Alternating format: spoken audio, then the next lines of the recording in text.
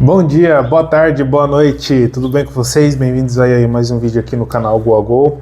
Queria pedir desculpa aí para vocês pelo sumiço, alguns compromissos aí que eu tive que estar frequentando, mas agora já está tudo nos devidos eixos.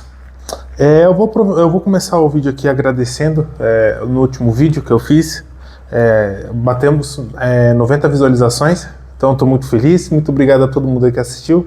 Por favor, a gente pedir novamente para vocês se inscreverem, deixarem um like e também deixar mais comentários aí nos vídeos com a opinião de vocês ou sugestão de algum outro tema relacionado ao futebol que vocês gostariam que eu abordasse nos meus vídeos.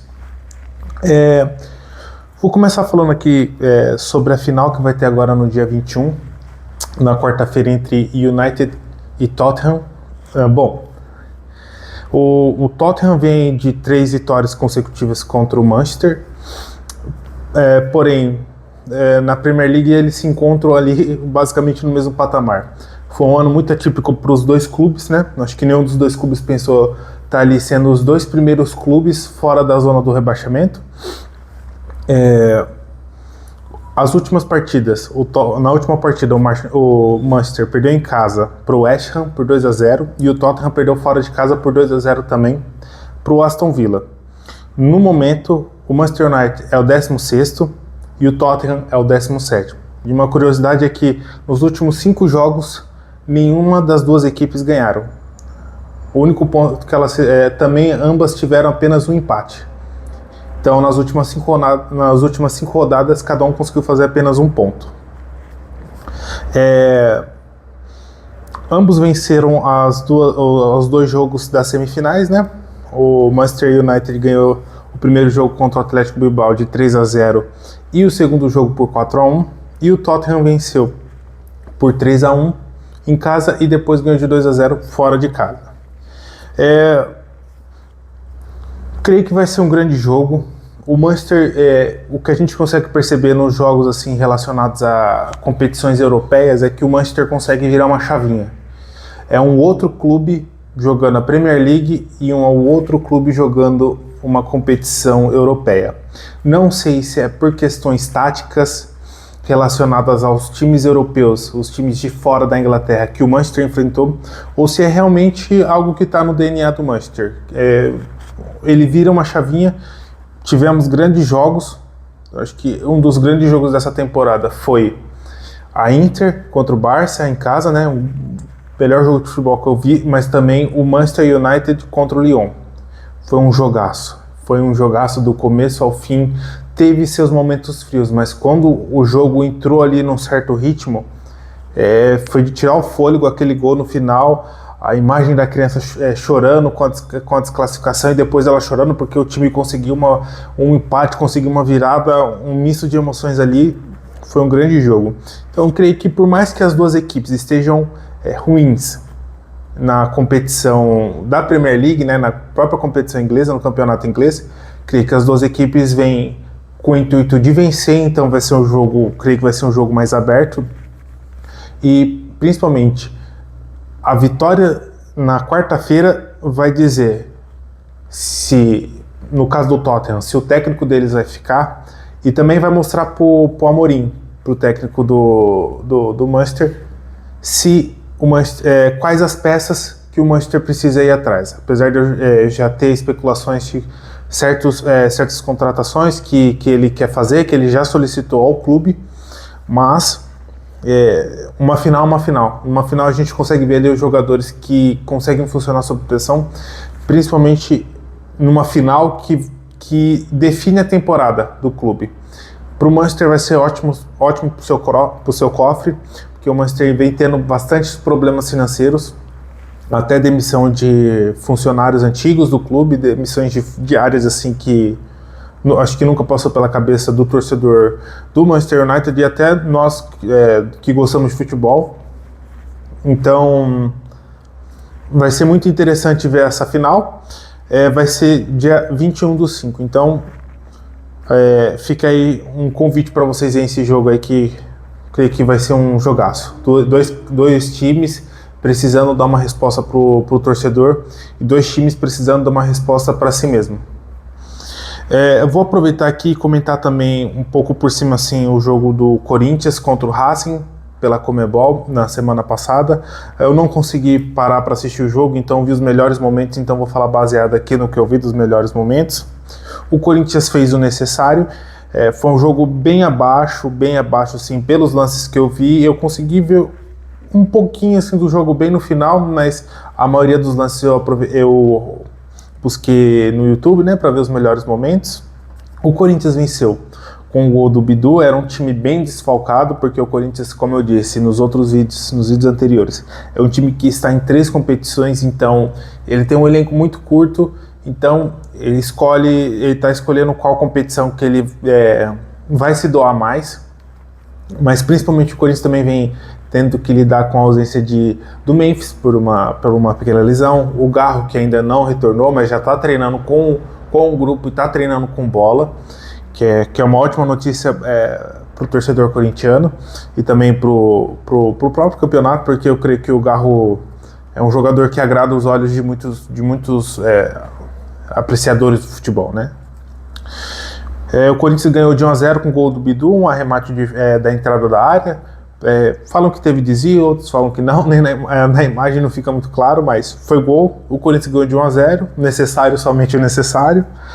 O Corinthians, nesse momento, é o segundo colocado. O primeiro colocado é o Huracan, que venceu o Corinthians na primeira rodada dentro de Itaquera por 2-1.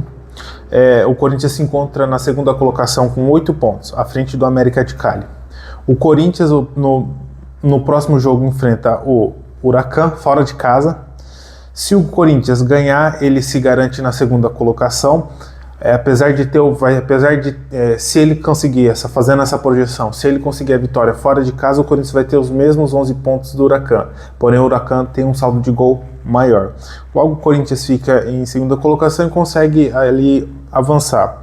Caso o Corinthians empate, o Corinthians tem que torcer para um tropeço do América de Cali contra o Racing, uma derrota ou um empate, contando com o empate do Corinthians contra o Huracan. E se o Corinthians perder, o América de Cali ganhando, o Corinthians estará eliminado da Sul-Americana. Agora falar sobre o clássico de ontem, Corinthians e Santos. O Corinthians começou o jogo num 4-4-2. Temos que falar do Félix improvisado ali na lateral direita. E o Santos entrou num 4-3-3, um 4-3-3 que funcionou muito bem, conseguiu anular ali aquela primeira saída de bola do Corinthians. O Corinthians insistiu muito no primeiro tempo pelo lado direito, pouco pelo lado esquerdo, pelo lado do Anglier, sendo que o Anglier era o lateral por função, por criação de jogador. Félix ali improvisado, mas aquela as jogadas sendo iniciada pelo lado direito, a bola quase não passava pelos pés do Félix Torres, né? Era uma bola que era direto ali, Carrilho, Maicon Martínez, Carrilho e bola no fundo. Alguns cruzamentos, outros não. O árbitro foi o Rafael Claus. A primeira chegada do jogo foi a do Santos, né? Aos 7 minutos. Depois teve um chute que saiu meio mascado ali do Carrilho, que acabou gerando o primeiro escanteio também do Corinthians. O Yuri Alberto também teve uma chegada ali no primeiro tempo, mas nada assim que assustasse. Mas assim, a primeira chance de gol foi do Santos.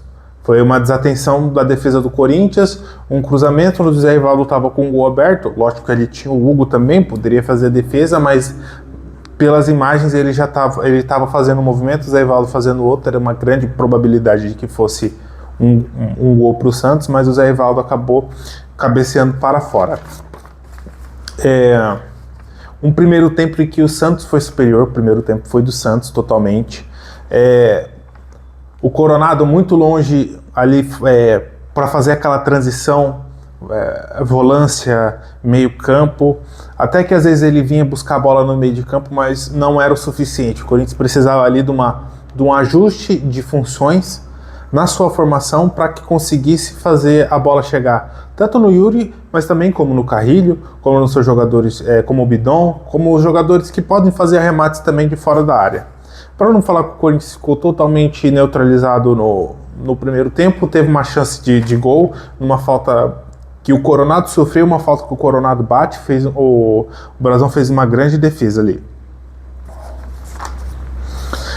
O segundo tempo começa, um Corinthians sem alteração, uma jogada pela lateral, cruzamento do Félix Torres, e o Yuri faz um movimento de cabeçada, mas também não foi em direção ao gol, foi uma cabeçada que sai à esquerda do goleiro santista.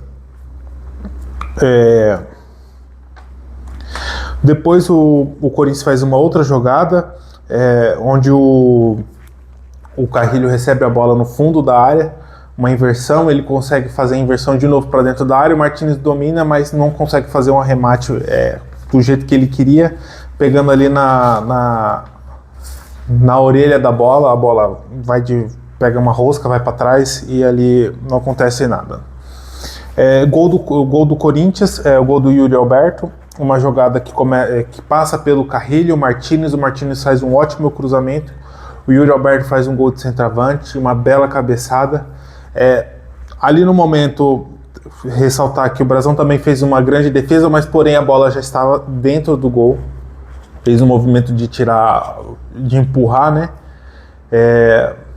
O Brasão fez um bom jogo, mas o gol do Yuri foi um gol de centroavante, foi um golaço.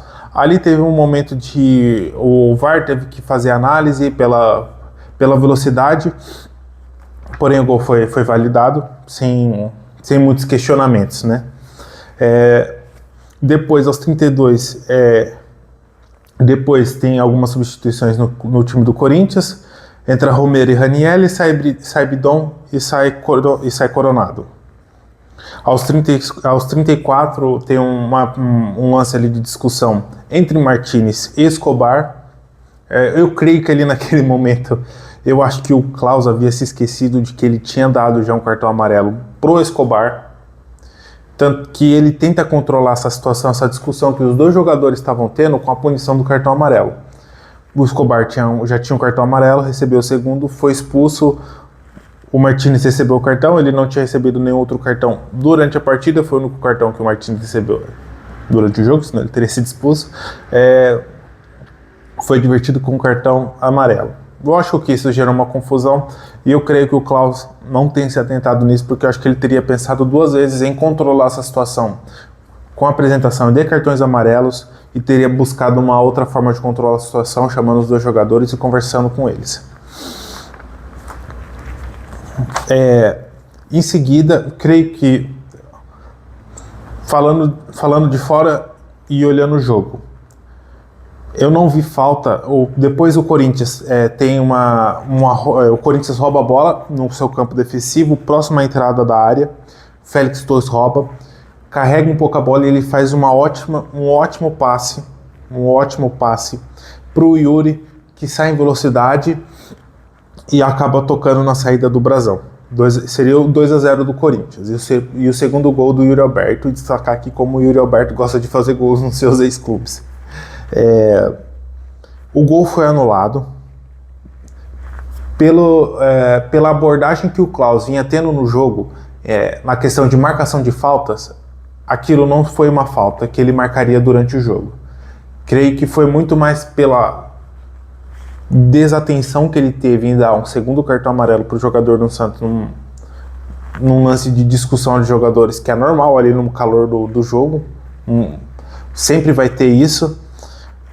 Ele acabou anulando o gol e depois, próximo ali do final do jogo, entrou Thales e também entrou Ryan. Assim, o jogo foi pro Corinthians, assim, foi um jogo que deu muitos sustos na torcida no primeiro tempo. E no segundo tempo o Corinthians voltou bem melhor, que o Dorival conseguiu fazer os ajustes necessários para aquela formação que ele escolheu entrar em jogo. E foi algo que ele também estava cobrando no primeiro tempo. No primeiro tempo você viu um Dorival muito agitado, pedindo uma troca de passes mais rápida, uma troca de passes mais efetiva. No primeiro tempo o Corinthians foi um time muito mais estático, com pouca movimentação, e no segundo tempo foi outro time. Ressaltar aqui alguns pontos negativos. O Corinthians às vezes esquecia que ele tinha o Martínez do outro lado, na ponta direita, e insistia muito pelo lado do Anglieri. Poderia ter feito melhor. O Yuri, novamente ressaltar aqui como gosta de fazer gol nos seus ex-clubes. E agora o Corinthians, nessa quarta-feira, vai jogar pela Copa do Brasil. Vai ser o segundo jogo, vai ser o jogo de volta contra o Novo Horizontino em Itaquera. O Corinthians ganhou o primeiro jogo por 1-0, somente necessário, com o gol do Hector. Então, vamos ver como que vai ser esse time que o Corinthians vai escalar para jogar esse jogo. E no sábado, o Corinthians enfrenta o Atlético fora de casa pelo Campeonato Brasileiro. Então é isso, galera. Espero que vocês tenham gostado. Bem-vindo ao canal Gol a Gol. Se inscrevam, deixem os comentários aí. Ativem o sininho e deixem aí nos comentários. O Félix Torres, ele fez uma excelente partida. Foi uma das melhores partidas que ele fez pelo Corinthians esse ano, na minha opinião. Foi muito bom, foi uma revelação. Quem sabe nós temos quem sabe o Corinthians não tem um outro lateral que não Léo Maná. Deixem aí nos comentários o que vocês acharam desse jogo, o que vocês acharam desse improviso do Dorival com o Félix pela lateral direita. Deixem aí nos comentários. Obrigadão, se inscrevam, ativem o sininho. Bem-vindo ao canal Gol a Gol. Tchau, tchau.